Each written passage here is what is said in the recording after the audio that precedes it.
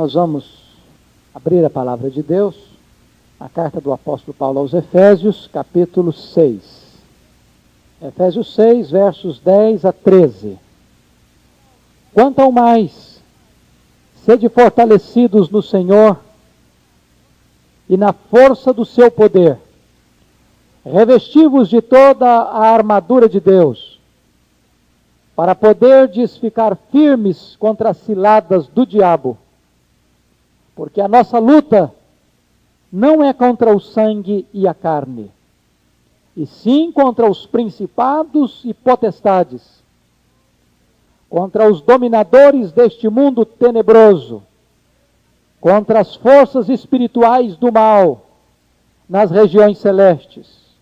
Portanto, tomai toda a armadura de Deus, para que possais resistir no dia mau, e depois de terdes vencido tudo, permanecer inabaláveis. Amém. Gostaria de meditar com os irmãos nesta noite sobre o tema A Maior Guerra do Mundo. O apóstolo Paulo, depois de falar do propósito eterno de Deus em Cristo Jesus, estabelecido na eternidade, escolhendo-nos em Cristo para a salvação, depois de falar que fomos adotados na família de Deus, depois de falar do poder de Deus que está à nossa disposição, depois de revelar a gloriosa salvação que nos alcançou, tirando-nos da escravidão e da morte, depois de falar de que Deus juntou dois povos inimigos, radicalmente opostos, judeus e gentios, derrubando a parede da inimizade, formando deles um só povo, uma só família. Depois que o apóstolo Paulo falou do grande mistério de Deus que estiver oculto às gerações, mas agora plenamente revelado a nós, o propósito de juntar dois povos, formando a sua igreja. Depois de falar da suprema grandeza do poder de Deus que está à disposição da igreja, e agora revelar o plano divino da unidade da igreja, da santidade da igreja, da plenitude do poder do Espírito Santo que está sobre a igreja, para que ela viva em submissão e amor na família e no trabalho. Agora o apóstolo Paulo parece que desce das nuvens e começa a falar de uma guerra espiritual, de uma batalha titânica que se trava, onde cada crente está envolvido querendo ou não. Vida cristã seguramente não é uma chácara de férias, é um campo aceso de batalha. Não é uma ilha de descanso, mas é uma arena de lutas. E muito bem colocou o grande Gonçalves Dias na boca de um cacique para o seu filho moribundo à beira da morte, tentando encorajá-lo quando afirmou para ele: não chores, meu filho, não chores, porque a vida é uma luta renhida, viver é lutar. A vida é combate, que os fracos abate, os fortes só sabem exaltar. A vida é uma luta, e nesta luta não há como fugir. Quem não é um guerreiro é uma vítima. Não há campo neutro nesta batalha. Não há trégua, não há descanso, não há tempo de pausa e nem de paz. Não há tratado de paz nessa guerra. E já que estamos numa luta, nós precisamos tomar dois cuidados. E os dois cuidados preliminares que nós precisamos tomar nessa luta. Em primeiro lugar, é o cuidado de não subestimar o inimigo. Não há maior perigo do que este, de entrar numa luta e subestimar o inimigo. Em qualquer área de luta, isso é perigoso. No esporte, em qualquer área do esporte, quando você entra para competir, e se você subestima o adversário, você corre sérios riscos. E no campo espiritual, isso é mais sério ainda. Há muitas pessoas que dão um ar de espiritualidade, de que são super espirituais, de que são muito sábios, de que são muito aguerridos, e escarnecem do diabo, e zombam do diabo, e fazem chacota do diabo, como se o diabo fosse uma barata tonta que você esmaga debaixo dos seus pés. Você não encontra esse tipo de atitude na Bíblia. Não encontra. Você não encontra Paulo, nem Pedro, nem o próprio Jesus, nem nenhum dos profetas, nem nenhum dos apóstolos fazendo chacota com o diabo, como se o diabo fosse um ser que não oferece nenhum risco, nenhum perigo. Pelo contrário.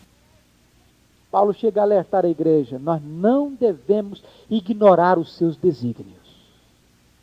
Se nós temos este risco daqueles que hoje estão mais ligados a uma postura mística, onde fazem chacotas com o diabo, parecendo que ele é um leão desdentado, ou que ele é um inimigo já na lona, que não oferece nenhum perigo e, portanto, eu não preciso ficar tão preocupado. Existem aqueles de linha liberal que dizem o seguinte: não, o diabo não existe. O diabo é uma ideia negativa, o diabo é uma energia negativa, ou o diabo é uma quimera, é uma lenda. Ele é uma figura lendária para espantar aqueles de mente fraca. Não há satanismo mais escandaloso do que a negação de Satanás. A negação do diabo é o satanismo mais perverso, porque quando ele consegue agir no anonimato, então ele age com mais liberdade e com mais tenacidade. Se este é um perigo, subestimar o poder do diabo, há um outro risco, um outro perigo que está do outro lado oposto. É superestimar o diabo, ou superestimar o inimigo. Tem muitas pessoas que vivem atormentadas de tal maneira com o diabo que se esquecem de viver uma vida de liberdade cristã, de gozo e alegria espiritual. Deixam de tomar posse da proteção divina, do cuidado divino, e ficam completamente atormentadas, acuadas e amedrontadas por Satanás. Ou às vezes atribuindo tudo o que acontece, até mesmo o juízo divino, ou as coisas corriqueiras da vida, à interferência de Satanás. Uma dor de cabeça é o diabo. Você resolveria com aspirina, se atribui a Satanás. Ou o pneu do carro que fura no trânsito, se atribui a Satanás. Ou tropeção numa pedra, se atribui a Satanás. E desta forma, você está dando cartaz demais para aquele que não necessariamente está por trás de todas as coisas que as pessoas estão atribuindo a ele.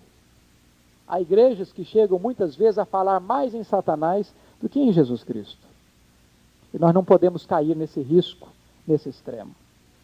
Dito isso, irmãos, nós precisamos olhar para esse texto e tirar algumas lições. A primeira lição que eu gostaria que nós tirássemos é fazer a pergunta: se estamos na maior guerra do mundo, precisamos saber quem é o inimigo. Você não pode pensar numa guerra sem primeiro identificar o inimigo. Contra quem é que vamos lutar? Estamos declarando guerra contra quem? Estamos colocando as nossas armas, estamos nos preparando para a batalha, mas vamos lutar contra quem? Isso é fundamental. E vejam vocês que no versículo 12, antes de Paulo estabelecer contra quem vamos lutar, Paulo faz questão de deixar claro contra quem não vamos lutar. Veja o verso 12. Porque a nossa luta não é contra o sangue e a carne. Antes de falar contra quem, Paulo tem o cuidado de dizer contra quem não vamos lutar. Imagine você, um soldado armado até os dentes, entrando em guerra, e alguém perguntasse para ele: contra quem que você vai lutar? Eu falei: eu não estou bem certo ainda. Seria uma coisa perigosa, não? Agora, imagine você, se esse soldado saindo à guerra, começasse a lutar contra os seus próprios aliados. Não seria uma tragédia? O que Paulo está querendo dizer? Que a nossa luta não é contra carne e sangue. Ele está dizendo que a nossa luta não é contra pessoas, não é contra gente. Para perceber como isso às vezes acontece. Nós somos levados a pensar que o nosso problema é o fulano, é o beltrano, é o ciclano.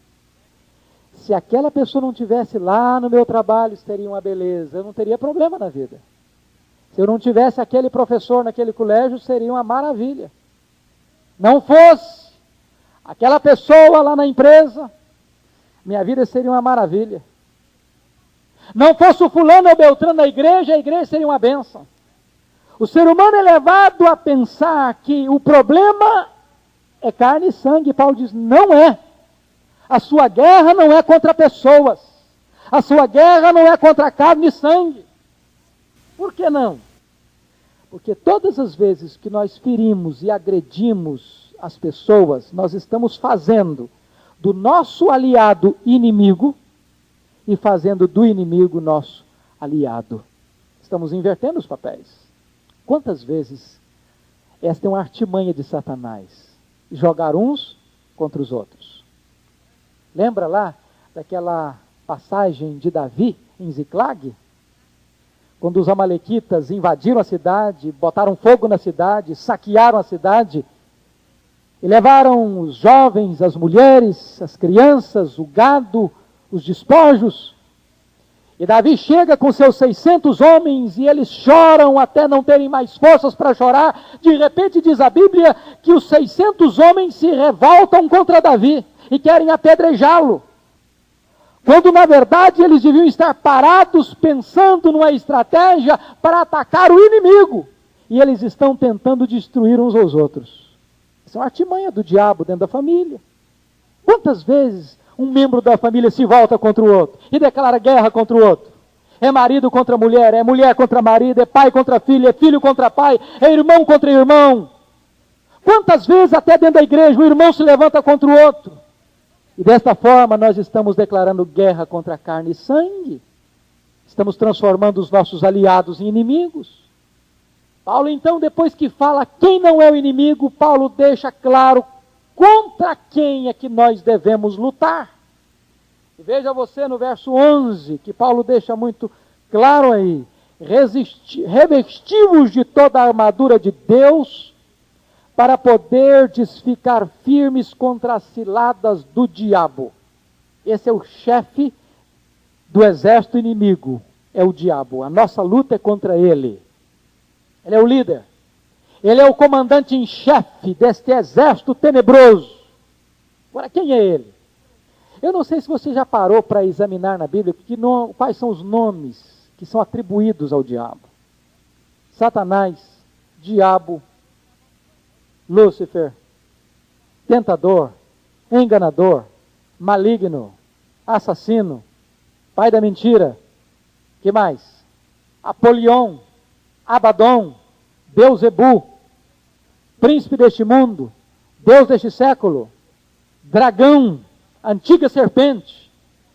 E quando você começa a fazer esse inventário, você começa a perceber que ele tem um currículo perigosíssimo.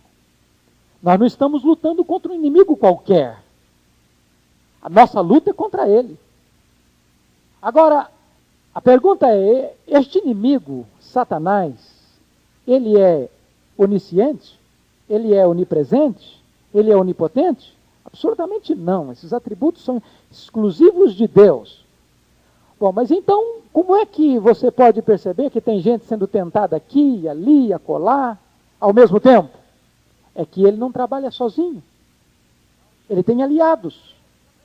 Ele tem uma corja, ele tem um exército que está mancomunado com ele. Olha o versículo 12. Porque a nossa luta não é contra o sangue e a carne, sim contra os principados e potestades, contra os dominadores deste mundo tenebroso, contra as forças espirituais do mal nas regiões celestes. E aqui nós precisamos extrair algumas lições. Primeiro, o diabo tem uma organização. O diabo não seria tão tolo ao ponto de ser desorganizado. É aquilo que John Mackay chama de a ordem da desordem. E nos exércitos inimigos, você pode perceber que existe, em segundo lugar, uma estratificação de poder. O diabo como chefe, e aí você vai ver uma estratificação de poder. Principados, potestades, dominadores deste mundo tenebroso e forças espirituais do mal. De tal maneira que há quem manda e quem é comandado. Há demônios e demônios. E Jesus deixou isso claro. Quando aquele menino estava possuído por uma casta de demônios, e os discípulos não puderam expulsar aquele demônio uma noite inteira, e Jesus vai dizer, esta casta só sai com oração e jejum. Dr. Mark Lloyd Jones, no seu livro Combate Cristão, diz que precisamos entender isso. Há demônios e demônios. Nem todos os demônios têm a mesma força, o mesmo grau de resistência. Quem lida com batalha espiritual sabe disso. Que há momentos em que a batalha é mais renhida, é mais intensa, se oferece mais resistência do que outras. Aqueles mesmos discípulos que de outra feita lograram êxito, agora enfrentam resistências maiores e não conseguem. A outra coisa que precisamos entender, irmãos, é que toda essa estrutura demoníaca foi montada para guerrear contra a igreja. A nossa luta, a nossa guerra é contra principados, potestades, dominadores e forças. Vamos parar um pouquinho para pensar em termos de guerra. Nós não somos muito belicosos, mas o crente é belicoso, sabia? Todo crente tem que ser belicoso, todo crente tem que ser guerreiro. O problema é contra quem guerrear. Se você não guerreia contra Satanás, você começa a guerrear contra o seu irmão. Se nós estamos em guerra, vamos parar para pensar o seguinte: contra quem Satanás, que é inteligente, ele não é sábio, porque sabedoria é alguma coisa usada para o bem. Ele é sagaz, ele é inteligente, ele se transfigura até em anjo de luz, para enganar. Onde que você acha que ele escalaria os seus exércitos mais terríveis, tenebrosos? Para lutar contra quem? Lá na boate? Lá no cinema de filmes pornográficos? Nos antros de drogas? Onde você acha que ele escalaria os seus demônios mais terríveis? Para lutar contra quem? Podem ter certeza de uma coisa: ele escalaria esses demônios para lutar contra a igreja de Deus. Você já percebeu como vida cristã é batalha, é luta, é guerra? É contra a igreja de Deus, porque a igreja de Deus é o exército que resiste ao exército de Satanás. Não só resiste no sentido de ficar na defensiva, mas é o exército que avança contra as hostes de Satanás para triunfar sobre eles. Até porque Satanás já está derrotado, mas não está fora de ação. Ele não está fora de ação. E é bom que a igreja entenda isso. Agora, vamos pensar numa coisa. Eu não sei quantos já viram aquele quadro, é muito comum, pelo menos a quem viveu no interior, era muito comum a gente ver nas casas, nas igrejas, o quadro Os Dois Caminhos. Quem já viu aquele quadro, Os Dois Caminhos? Acho que a maioria aqui já viu. Eu não sei se você já parou para perceber que há um problema sério e grave naquele quadro, até herético. Se você parar para observar bem aquele quadro, você vai ver dois caminhos: o caminho estreito, que sobe, vai para o céu, e o caminho largo. E naquele caminho largo tem lá boate, tem lá bailes, tem lá bebedeira, tem lá jogatina, um monte de coisa, caminho aberto, a pessoa faz o que quiser fazer. Não tem proibição, não tem restrição, não tem nada.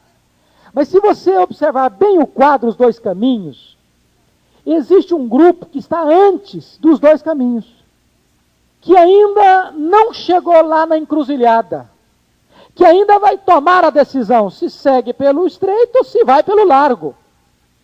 E eu pergunto a vocês, existe essa possibilidade de existir alguém neutro, uma terceira via? Existe a possibilidade de existir alguém hoje que não está nem no largo e nem no caminho estreito? Absolutamente não.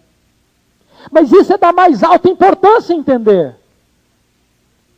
Às vezes isso é agressivo, isso parece ser contundente, mas eu preciso dizer em alto e bom som que quem não está debaixo do governo de Jesus Cristo está debaixo do domínio de Satanás.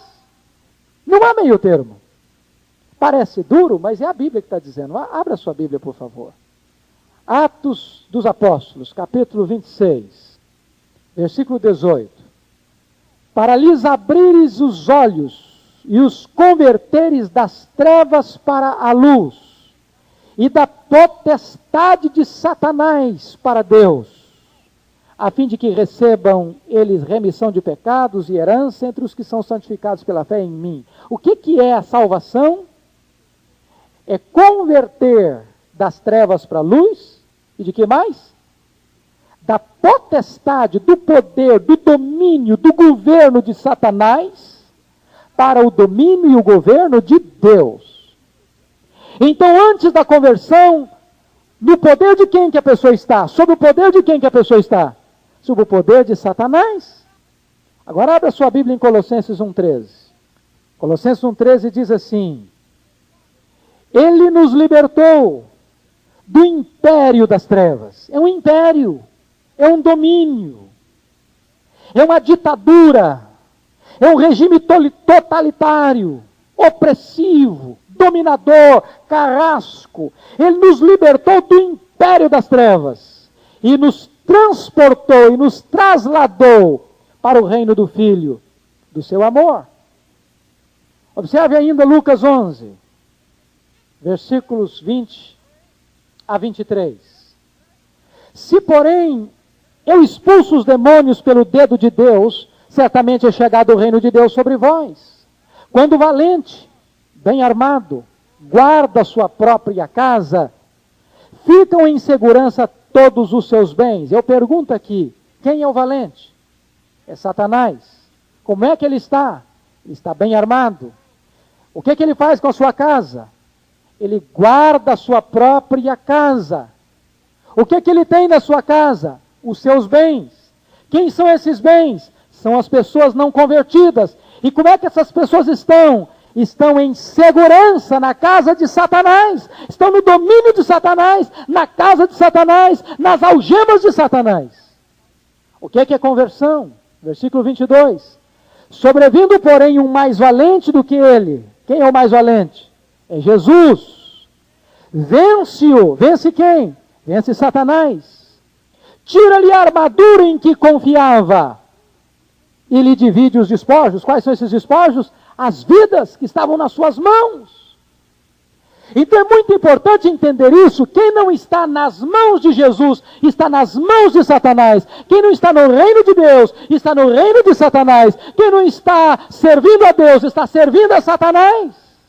Nessa guerra só tem dois lados: ou você está guerreando com Cristo, ou você está guerreando contra Cristo. E o verso 23 diz: quem não é por mim, disse Jesus, é contra mim. Quem comigo não ajunta, espalha.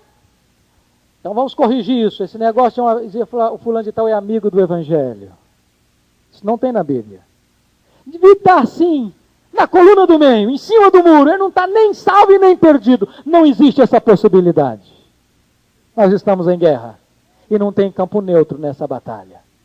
Queridos irmãos, há um segundo ponto que eu quero chamar a atenção. Quais são as características deste inimigo? Paulo nos mostra 3 características. A primeira delas é que este inimigo contra quem nós estamos lutando é poderoso. Paulo chama este inimigo de principados, potestades, dominadores e forças. Todas as expressões denotam poder. E se você quer saber, o poder deste inimigo é universal. O mundo inteiro, diz a Bíblia, jaz no maligno. 1 de João, capítulo 5, verso 19. Precisamos entender isso. Nós não estamos lutando contra uma barata tonta, não. Nós não estamos lutando contra um inimigo inofensivo, fracote, Nós não encontramos isso na Bíblia. A segunda coisa que precisamos entender, este inimigo, além de poderoso, ele é maligno. Vejam como Paulo chama dominadores deste mundo tenebroso. Olha o adjetivo, tenebroso. Forças espirituais do mal. Vejam bem, queridos irmãos, que este inimigo, ele é invisível. Você não pode destruí-lo com míssil balístico. Você não pode vencê-lo com míssil de longo alcance. Não adianta você botar uma nave no espaço para saber onde ele fica, onde está o castelo dele.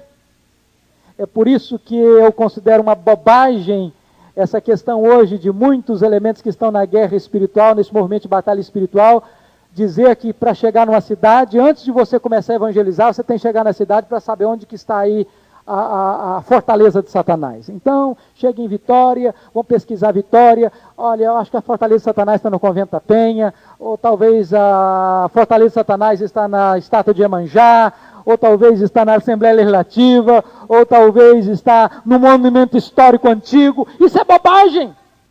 É um prédio qualquer que você não vai atingi-lo. Você pode jogar bomba atômica no mundo inteiro que você não alcança. Ele é maligno. E ele age. Ele não dorme. Ele não tira férias. Ele não descansa. Precisamos parar para pensar isso, irmãos. O diabo não tira férias e não descansa.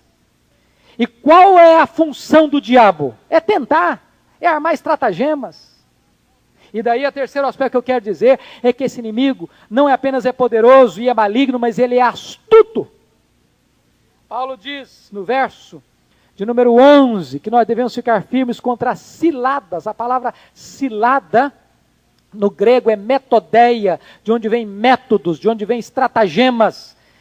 Pare para pensar o seguinte, o diabo não é tão tolo ao ponto de ter um método só.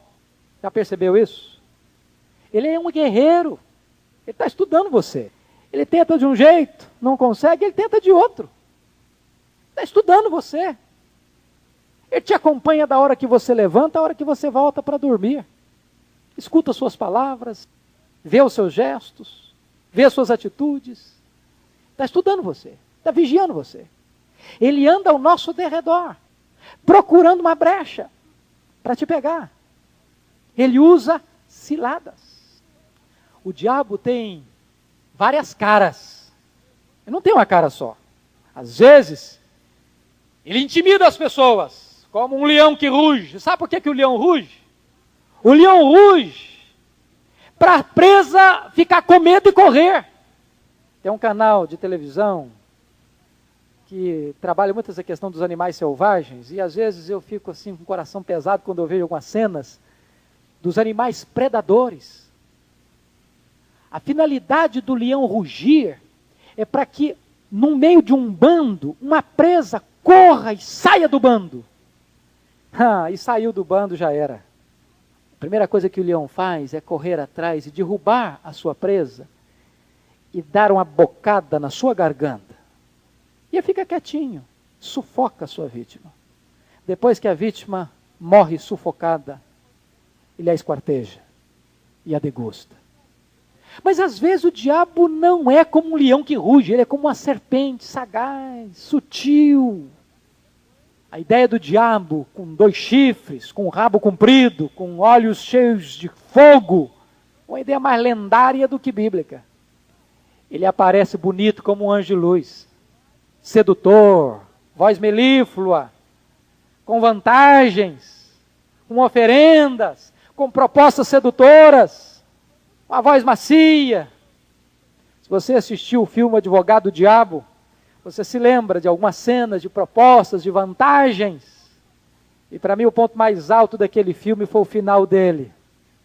Quando aquele advogado resolve mudar de vida, adotar uma postura ética, incorruptível, onde não vai mais negociar seus valores, não vai mais se entregar às propinas, às vantagens, ao enriquecimento ilícito.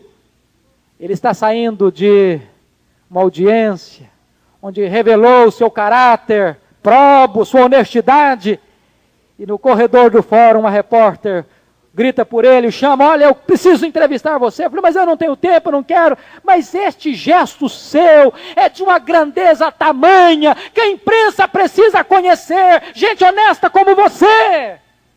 E ele disse, tá bom, vamos marcar um horário. E a televisão mostra que aquela repórter se transfigura num monstro. Estava ali a figura de Satanás, tentando entrar e conquistar aquele homem de novo pela sedução. E o diabo diz, o pecado que eu mais gosto é o pecado da vaidade. Tem caras diferentes. Ele estuda você. Não conseguiu de um jeito? Tenta por outro. E Paulo diz o seguinte, nós temos que ficar espertos. Temos que vigiar. Porque nós estamos vivendo num terreno minado. Tem ciladas. Sabe o que é cilada? O que é uma cilada? Cilada é uma armadilha real, porém invisível. Não está exposta, não está clara. Você precisa ter discernimento. Entre as histórias de 1001 Noite, há um fato interessante de um navio que singra os mares da Índia. E havia uma rocha magnética perigosíssima. E o navio não dando importância, o comandante não dando importância ao magnetismo daquela rocha, se aproxima. Parecia inofensiva a rocha. Quando o navio se aproxima, o magnetismo da rocha arranca todos os pregos. E a estrutura do navio é toda comprometida. E a água invade o navio. E as pessoas morrem naufragadas. Temos que tomar cuidado, porque este inimigo é astuto e ele tem várias ciladas, com cores e caras diferentes. Quais são as suas estratégias? Vamos olhar as estratégias? A primeira coisa que eu quero dizer é o seguinte, que o diabo não precisa de nenhuma estratégia para pegar quem já é dele. Para que estratégia? Você usa um laço para pegar um passarinho na gaiola? Não precisa. O diabo precisa de alguma estratégia para dominar quem já está na casa dele, no domínio dele, no reino dele? Não precisa. Então, para quem são as estratégias, as ciladas? É para quem não está na casa do valente, na potestade de Satanás e no império das trevas. É para tentar capturar quem não está nas suas mãos. E que estratégias seriam essas? Há algum tempo eu escutei um líder de igreja falando uma coisa que eu fiquei chocado. Naquele afã de uma falsa espiritualidade, esse líder disse o seguinte, eu não tenho nenhuma preocupação com o diabo é que tem muito medo de mim. Poderoso esse homem, não? Poderoso. Quantas pessoas arrotam uma perigosa espiritualidade? E esse líder diz o seguinte, o diabo não passa nem perto da minha casa. Quantas pessoas que nutrem uma ideia infantil, ingênua, acerca da sagacidade de Satanás? Vocês acham que o diabo ousaria entrar dentro da igreja? Eu lhes diria que talvez é o primeiro que entra. Vocês já pararam para perguntar por que é que algumas pessoas que você e eu conhecemos, e todos nós sabemos e conhecemos centenas, de pessoas que entram na igreja 1, 5, 10, 100, 1000 vezes, escutam, e a palavra de Deus não entra? Por quê? O Senhor Jesus Cristo disse que quando a semente é semeada, parte dessa semente cai à beira do caminho. E o que acontece com essa semente? Duas coisas. Os homens pisam e as aves comem. E Jesus interpreta de que maneira essa parábola? Quem são essas aves? Satanás vem e arrebata essa semente do coração da pessoa para que ela não creia e seja salva. Onde é que a palavra de Deus é mais semeada hoje a não ser nos templos? Satanás vem e arrebata a palavra do coração da pessoa. Quantas vezes você e eu temos a consciência de que cada culto que fazemos ao Senhor, prestamos a Deus, é um ambiente de batalha espiritual? Quantas vezes você já entrou na igreja orando, meu Deus, tem misericórdia, Senhor, para que Satanás não roube a semente que vai ser semeada? Quantas vezes? Nós já paramos para entender isso. Artimanhas do maligno. Quer ver uma outra artimanha? O Senhor Jesus Cristo disse que enquanto a igreja, enquanto o seu povo dormia, veio o inimigo e semeou no meio do seu povo o joio. Os filhos do maligno. A igreja estava fazendo o quê? Dormindo. Quem é que veio semear joio? O maligno. Quem é que ele semeou? Os filhos dele, os filhos do maligno no meio da igreja. Introduz estrategicamente gente dele no meio da igreja. Com cara de crente, com cacuete de crente, com conversa de crente, mas gente que está a serviço do império das trevas. Já parar para perceber que isso é batalha espiritual? A igreja estava fazendo o quê? Dormindo. Dormindo. Paulo alertou os presbíteros de Éfeso: depois que eu partir do meio de vocês, penetrarão lobos vorazes no meio do rebanho. Ele diz, do meio de vocês surgiram aqueles ensinando coisas perniciosas. O que Paulo mandou os presbíteros fazerem? Ficarem alertas, vigiarem, porque é uma batalha espiritual. Querem ver outra coisa? Vocês acham que o diabo teria ousadia de subir ao púlpito? Ah, e como não? O lugar que ele mais gosta de ficar é no púlpito. Quando tem muitas pregações hoje que jogam muito mais dúvida no coração das pessoas do que pregam a verdade. O primeiro pregador da história foi Satanás. Foi assim mesmo que Deus disse. Lembram disso? Foi assim mesmo que Deus disse. Pregador. Para botar dúvida no coração das pessoas. Mas lembram também que ele entra para resistir lá em Zacarias capítulo 3, diz que enquanto o sumo sacerdote estava na casa de Deus para ministrar, Satanás, não era nem um outro demônio não, era Satanás do lado direito dele para se lhe opor, para resistir. E o Senhor repreende a Satanás e diz para ele, este é um tição tirado do fogo. Mas como é que o diabo pode agir hoje? Ele pode agir na mente de um crente. Lembra do Pedro? Acabara de falar, tu és o Cristo, Filho do Deus vivo. Agora, o mesmo Pedro que falaram uma bênção dessa, uma verdade dessa, de Senhor Jesus, não vai para a cruz não, tem misericórdia de ti mesmo, foge da cruz, arreda Satanás. Porque cogitas das coisas dos homens e não das coisas de Deus. O que aconteceu ali? Satanás tentando ter uma ingerência na mente de Pedro. O que é importante é que Jesus não mandou Pedro arredar, não, mandou o Satanás arredar. O Pedro é discípulo e o Pedro Jesus vai investir na vida dele, mas Satanás que está sugestionando essas ideias humanistas tem que ir embora. A Bíblia diz que quando um crente agasalha mágoa no seu coração, o que acontece? Não deis lugar à ira, não se deixe pôr o sol sobre a vossa ira, nem deis lugar ao diabo. Então, quando a gente aguarda mágoa no coração, quem entra na jogada? O diabo. Meus irmãos, são tantas as estratégias. Resistir à oração.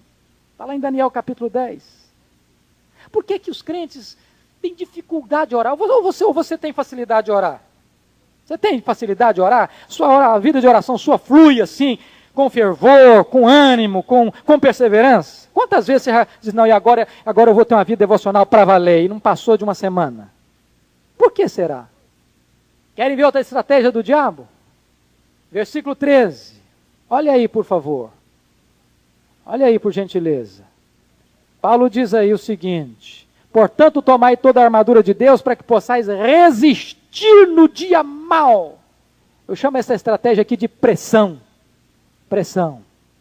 Você sabe a diferença que existe entre esse dia mau? Será que existe um dia mau e outro dia que não é mau? O que Paulo está querendo dizer aqui? Resistir no dia mau. É muito simples entender. Pense em guerra. Nem todo dia é dia de atacar. Tem dia que é dia de recuar. Tem dia que é dia de dar impressão ao adversário que o campo está calmo e sereno e tranquilo.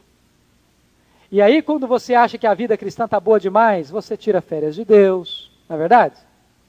Para que ler a Bíblia todo dia? Está tudo indo tão bem. Esquece de orar, porque a coisa está tão tranquila. Aí você ensarilha as armas. E aí, quando você acha que está tudo muito calmo, há um complô na região celeste. E Satanás diz para os seus demônios, dia tal, quero chumbo pesado no fulano, hein? Torpedo em cima dele. E você acorda às 11. Você pula da cama e você não sabe, você já está sentindo mal. E parece que naquele dia, naquela semana, tudo que você faz não dá certo. E você nunca para pensar que é um dia mau. E você não ora, e você não discerne nada. Dia mau. Ou você nunca teve isso? Já aconteceu de acordar sem acontecer nada e você está com aperto no peito, que parece que o coração está para querer sair da garganta? Temos que entender essas coisas. É a pressão. Mas veja você que no verso 13, tem uma última estratégia aí, para eu caminhar para o fim, que é a insistência. Veja você o verso 13. Portanto, tomai toda a armadura de Deus, para que possais resistir no dia mau, e depois de terdes vencido tudo, então tire férias. É isso? Depois de terdes vencido tudo, permanecer inabaláveis, porque não há momento mais perigoso na vida de um crente do que depois de uma grande vitória. Aí você dá aquela respirada, até que enfim, agora eu vou dar uma sossegada. Para aí. Não ensarilha as armas não, não depõe as armas não, porque a guerra continua. O Elias ganha uma batalha tremenda no Carmelo, e depois foge. Diz, meu Deus, eu quero é morrer. Cuidado, porque este inimigo é insistente. Diz a Bíblia que ele tentou Jesus 40 dias. E quando ele foi derrotado, diz Lucas capítulo 4, versículo 13, que ele deixou Jesus até momento oportuno. Ele voltou à carga. De forma diferente, com estratégias diferentes, com métodos diferentes. Não pense você que depois de uma vitória você está livre. Virá outras batalhas, talvez em níveis diferentes, em áreas diferentes. Mas fique esperto e fique de olhos abertos. Eu quero terminar com o último ponto. Como vencer o maligno? Como vencer?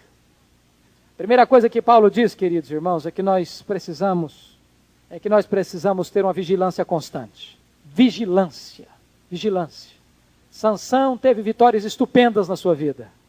1 minuto de bobeira jogou tudo por terra. Davi foi um homem fantástico. Uma hora de preguiça o levou ao naufrágio. Cuidado.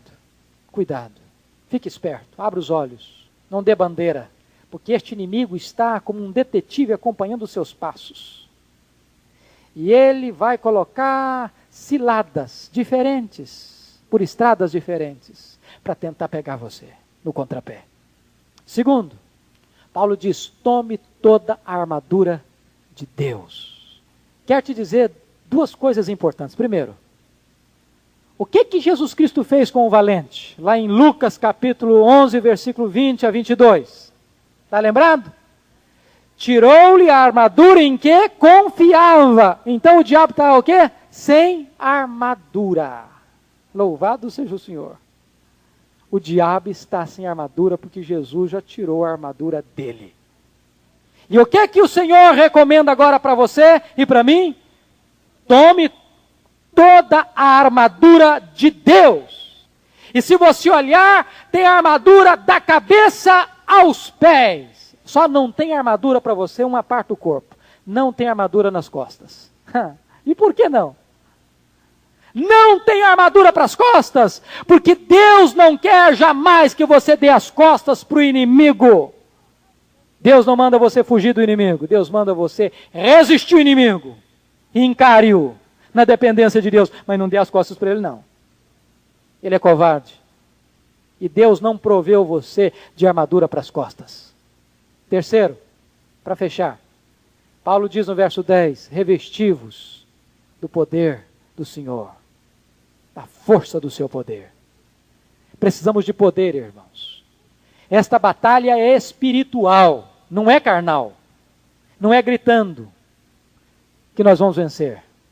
Nós vamos vencer esta batalha com o poder de Deus. E deixa eu lhes dizer uma coisa. Não existe poder de Deus a não ser através de intimidade com Deus, através de vida de oração. Não tem poder sem oração.